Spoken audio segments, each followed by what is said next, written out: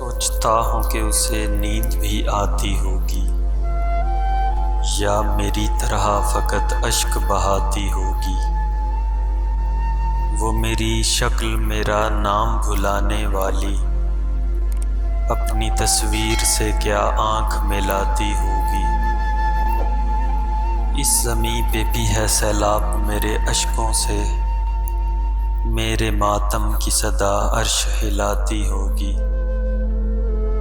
شام ہوتے ہی وہ چوکھٹ پہ جلا کر شمع اپنی پلکوں پہ گئی خواب سلاتی ہوگی۔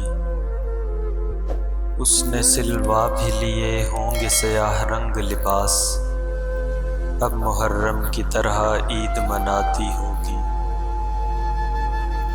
ہوتی ہوگی میرے بوسے کی طلب میں پاگل، جب بھی زلفوں میں کوئی پھول سجاتی ہوگی۔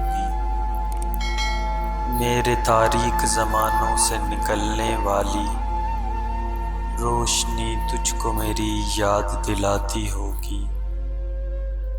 دل کی معصوم رگیں خود ہی سلگتی ہوں گی، جوں ہی تصویر کا کونا وہ جلاتی ہوگی۔ روپ دے کر مجھے کسی شہزادے کا، اپنے بچوں کو کہانی وہ سناتی ہوگی۔ سوچتا ہوں کہ اسے نیند بھی آتی ہوگی، یا میری طرح فقط اشک بہاتی ہوگی۔